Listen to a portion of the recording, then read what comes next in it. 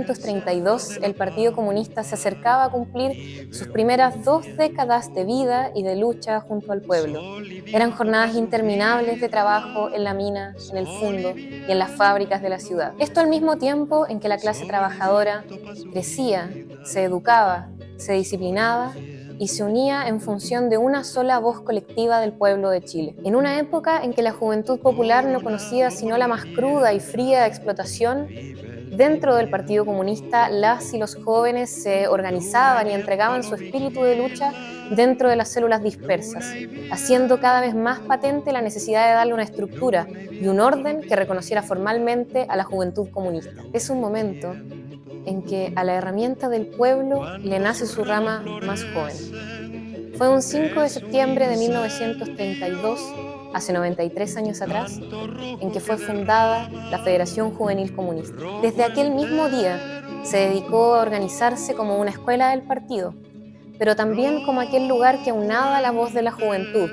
haciendo parte a las y los jóvenes de Chile en la lucha por la emancipación de la patria.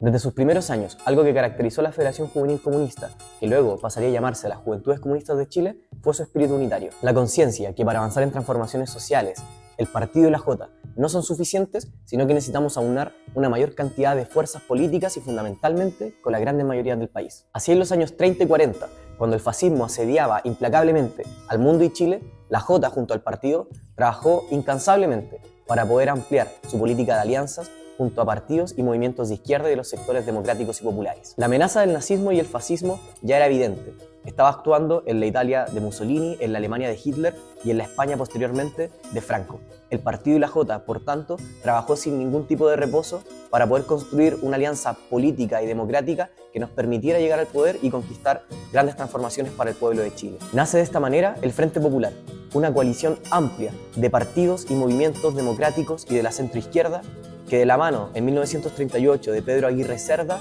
llega al poder para poder transformar la realidad de muchos chilenos y chilenas. Tras un llamado a la unidad antifascista, democrática y popular, a solicitud de la Dirección Nacional de las Juventudes Comunistas de Chile, en 1941 se crea el Frente Nacional de la Juventud, que tenía como objetivo organizar a las y los jóvenes en la defensa de la democracia y la justicia social. Durante el gobierno del presidente Pedro Aguirre Cerda, nuestro país avanzó en educación, salud, trabajo y otra serie de derechos. Además, se impulsó un proceso de industrialización para poder dejar de depender de las potencias extranjeras. Pero para el pueblo de Chile y para las y los comunistas, ninguna página de nuestra historia ha sido fácil, ni ha estado libre de sacrificio y dolor. En 1946, en una movilización por los derechos de los trabajadores mineros, nuestra compañera Ramona Aurelia Parra Alarcón fue asesinada por Carabineros de Chile, quedando para siempre inmortalizada en la memoria colectiva como mártir de las Juventudes Comunistas de Chile. 2 años después, el 18 de octubre de 1948, nuestro partido y las Juventudes Comunistas reciben una descarada traición.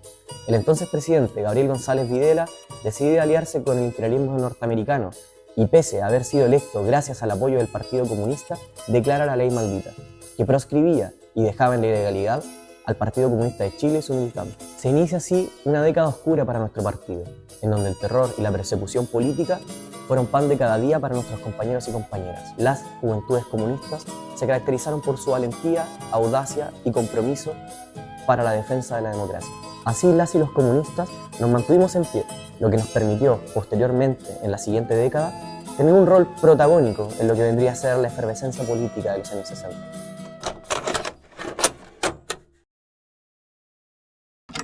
El fin de la ley maldita en 1958 fue recuperar la posibilidad de analizar nuestra actividad política sin miedo.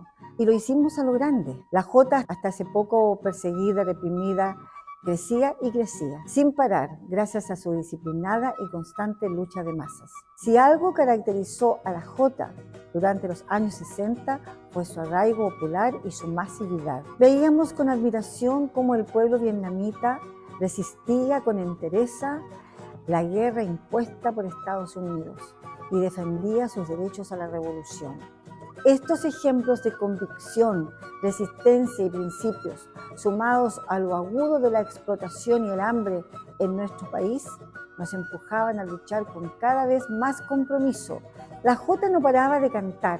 Artistas y conjuntos como Víctor Jara, Quilapayún, Inti Illimani, Isabel y Ángel Parra, fueron voces jotosas que ponían letra y música a la utopía, a la lucha, a los dolores y a las alegrías de una generación dispuesta a tomarse el cielo. El año 67 pusimos todos nuestros esfuerzos para lograr una reforma universitaria que garantizara la participación democrática del estudiantado en sus casas de estudio. Fuimos uno de los múltiples actores que contribuyeron a desarrollar y fortalecer el movimiento popular que durante los 60 alcanzaban niveles de organización y fuerza nunca antes vistos. El gobierno de Salvador Allende y la Unidad Popular ha sido la etapa más luminosa de nuestra historia. La brigada Ramona Parra pintaba los sueños de Chile en las murallas. Las artes y las culturas pertenecían al pueblo. Levantábamos grandes jornadas nacionales de trabajos voluntarios, porque el sueño se construía con nosotras y nosotros, poniendo el hombro. La Jota crecía como nunca antes. Por supuesto que no era un camino fácil. La derecha boicoteaba desde el Parlamento, resistíamos con fuerza y defendíamos nuestro derecho a tener por fin un gobierno para el pueblo, hasta que la oligarquía de este país, aliada con los Estados Unidos, arremetió sin piedad.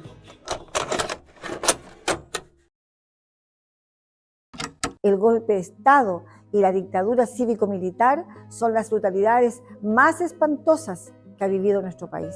Toda persona que luchaba por una sociedad más justa fue perseguida, exiliada, torturada, ejecutada o desaparecida. Además de represión, el pueblo pasaba hambre. Los sueldos eran miserables y la imposición abrupta del neoliberalismo provocó múltiples crisis económicas, pero no nos dejamos vencer. Arriesgábamos nuestras vidas con acciones audaces de propaganda, porque la dictadura tenía que caer y eso significaba que había que expandir nuestro grito de libertad. Debíamos llegar a todas y a todos. Participábamos de organizaciones de defensa de los derechos humanos y realizábamos innumerables acciones de apoyo a las víctimas de la represión. La Jota se vio obligada a endurecerse, a templar el acero para sobrevivir. En estos años, la militancia tuvo que mostrar su máxima disciplina. Cuando ya la dictadura llevaba años aplastando a Chile, el descontento comenzaba a organizarse en grandes acciones de resistencia, tales como jornadas de protesta, paros nacionales, huelgas, tomas, movilizaciones estudiantiles y más. La Jota jugó un rol clave, convencida de la certeza de las tesis del partido, conocida como las tesis de la rebelión popular de masas, que señalaba la necesidad de implementar todas las formas de lucha para terminar con la dictadura. Finalmente, a fines de los 80, tras años de movilización popular aguerrida y valiente, la dictadura se vio obligada a entregar el poder, cerrando así la etapa más oscura de nuestra historia nacional. El término de la dictadura fue un alivio. Por fin podíamos caminar por nuestro país sin miedo. El exilio y la clandestinidad quedaban atrás y pudimos darnos los abrazos que nos debíamos hace tiempo. Sin embargo, la salida de la dictadura no fue lo que esperábamos. A las y los comunistas se nos excluyó de la naciente democracia y además el mundo cambiaba. El campo socialista caía y ello despertó serias inquietudes acerca de cuál era nuestro rol histórico. Una vez más, las dificultades no nos vencieron. Si la institucionalidad nos marginaba, pues multiplicábamos nuestra inserción en las organizaciones sociales. Contribuíamos a levantar los movimientos que nacían del pueblo. La dictadura había impuesto una educación municipalizada y mercantilizada, negando la calidad o el acceso al derecho de la enseñanza a millones de jóvenes. Toda la militancia secundaria se abocó de lleno a la Revolución Pingüina, el 2006, y luego a las luchas del estudiantado universitario, el 2011. Con empeño, resiliencia y constancia logramos vencer la exclusión y volver a representar al pueblo del que formamos parte en los espacios de poder, lo que permitió algunas de las leyes más valoradas por el país, como la gratuidad en la educación superior. El viernes 18 de octubre del 2019, jóvenes de enseñanza media alzaban la voz contra el alza del pasaje al metro y el Transantiago, lo que desencadena una revuelta popular de dimensiones y características nunca antes vistas, en un movimiento que buscaba avanzar a un Chile de justicia en el que la dignidad se hiciera costumbre. Las demandas del movimiento quedaron sin respuestas, permanecen latentes y con la pandemia los problemas que ocasionaron la revuelta se agudizaron. La Jota supo responder. Agarramos la pala durante meses duros e inciertos. Levantamos ollas comunes y luchamos por mantener activo el tejido social, porque el país lo levantábamos entre todas y todos.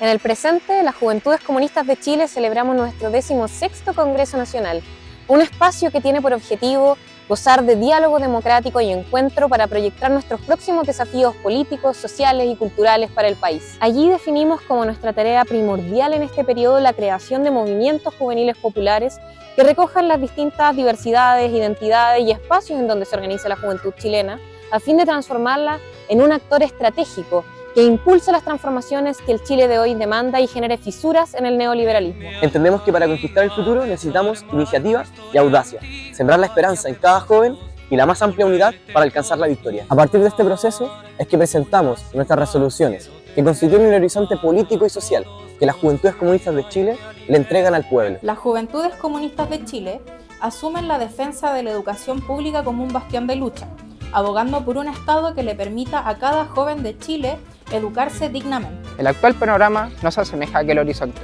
sino más bien existe una crisis de financiamiento de las universidades y centros de formación estatales, que deben encender nuestras alertas y llamarnos a construir alternativas que vislumbren un camino certero. En ello consideramos vital la creación de un nuevo modelo de financiamiento que termine con la lógica del voucher y de paso un sistema de aportes basales para las universidades públicas. Junto a lo anterior, debemos avanzar hacia una educación integral, desde la sala cuna hasta la educación superior, donde la dignidad, bienestar y permanencia sean los ejes centrales. Por eso haremos avanzar la ESI como una política necesaria para la prevención de las violencias de las niñeces. Pero las demandas no residen únicamente en las universidades o sala cuna, sino también en las escuelas, con múltiples expresiones tanto de infraestructura como convivencia escolar y un largo etcétera. Es deber de los jóvenes comunistas llegar a todos los espacios con la alegre rebeldía, tiñéndolos de amaranto y sembrando la esperanza de que los cambios son posibles y necesarios.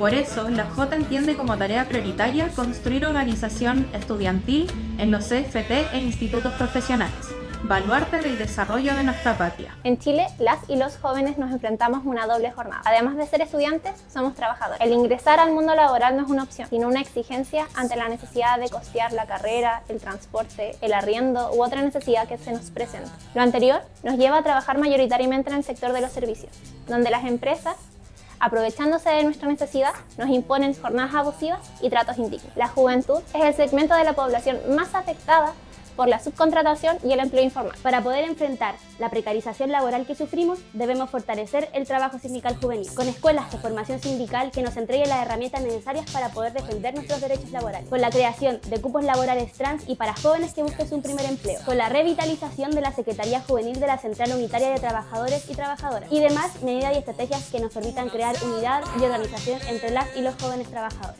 Porque entendemos que la riqueza del país es producida por las y los trabajadores, y quienes entregan su fuerza de trabajo merecen trabajar con condiciones dignas.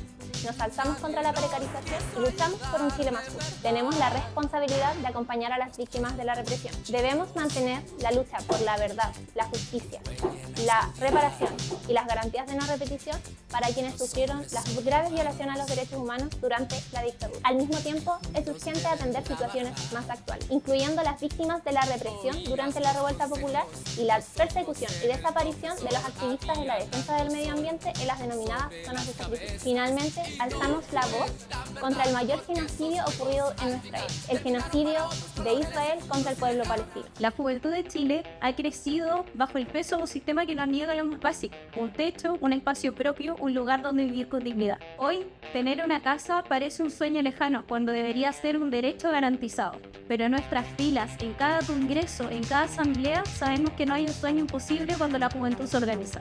El 16º Congreso de la Juventudes Comunistas reafirmó esa convicción. Entre murales y banderas, con medio de debates y resoluciones, se levantó con fuerza una idea. La lucha por la vivienda para la juventud será un eje central en este periodo. Y no hablamos solo de exigir, hablamos de construir, de levantar comités de viviendas juveniles que se transformen en escuelas de organización y esperanza en cada barrio, en cada territorio popular.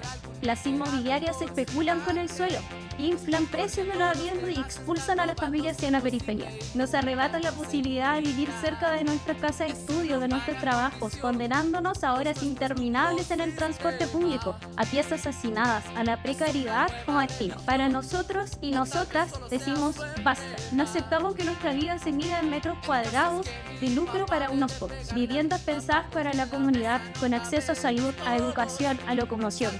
Viviendas que no están al servicio del capital, sino a la vida digna de la juventud trabajadora. No estamos solos en esta luz, miramos la experiencia de otros pueblos, como los sistemas de construcción modular entre Chile y Rusia, que demostraron que la innovación y la organización pueden enfrentar la crisis habitacional con rapidez y justicia. Proponemos avanzar hacia una constructora estatal que no construya para el negocio, sino para la clase trabajadora y sus hijos e hijas.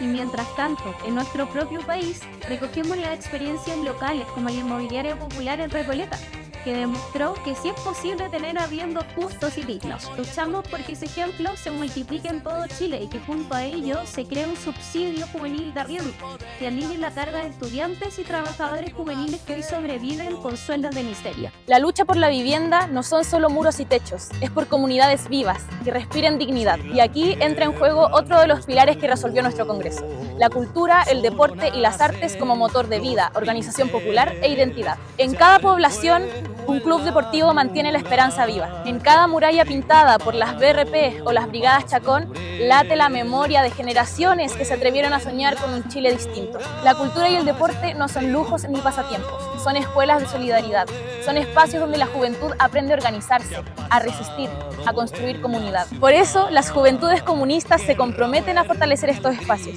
Queremos mayor inversión estatal en arte, cultura y deporte, pero que no solamente quede ahí, sino que ese financiamiento efectivamente llegue a los barrios, agrupaciones locales y clubes. Queremos que los jóvenes participen en los talleres de música, en los teatros populares, en las canchas y en los murales que le devuelven color a la ciudad. La cultura y el deporte también son formas de disputar el sentido común. En un país donde el neoliberalismo nos quiere solos, aislados y convertidos en consumidores, la cultura y el deporte nos devuelve la certeza de lo colectivo. En el deporte también queremos avanzar hacia una participación más democrática. Queremos hinchas y socios que tengan voz en sus clubes, porque no aceptamos que se nos arrebate el derecho a vivir con dignidad, porque no aceptamos que nos quiten el arte, la guitarra, la cancha o el mural, porque la cultura no es neutral, o sirve al pueblo o sirve al capital. Las Juventudes Comunistas de Chile nos alzamos y organizamos con todas las fuerzas de nuestra historia, con la confianza irrevocable de que es necesario y posible cambiar la noche por un rojo amanecer. Son 93 años de historia, 93 años empapados de lucha, resistencia, iniciativa, audacia y la alegre rebeldía. Tenemos en nuestras manos la responsabilidad de cambiar el presente, porque la historia es nuestra y la historia la haremos avanzar. Nuestra misión es clara: con toda la fuerza de la historia y con quienes nos anteceden en la memoria, a sembrar esperanza para vencer. 1000 veces venceremos.